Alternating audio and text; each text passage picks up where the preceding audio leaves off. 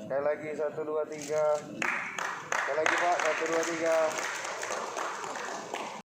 Muara Enim, yang terhormat Saudara PJ Bupati Muara Enim, yang terhormat Saudara unsur Forum Koordinasi Pimpinan Daerah Kabupaten Muara Enim, yang terhormat Saudara PJ Sekretaris tim khusus untuk menyelesaikan perselisihan dalam proses pencalonan kepala desa.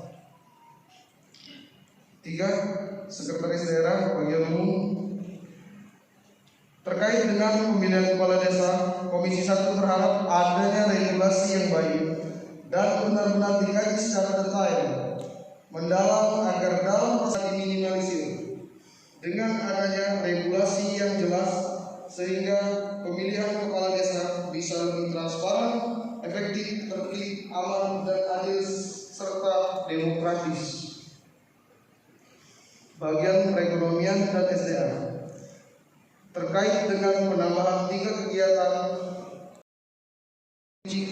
kegiatan dalam proses pemilihan kepala desa dan dalam tahapan pilkades tersebut. Hal ini diharapkan kepada dinas terkait untuk bekerja sama dengan pihak terkait agar pemilihan kepala desa ini bisa tertib, aman, adil, dan demokratis.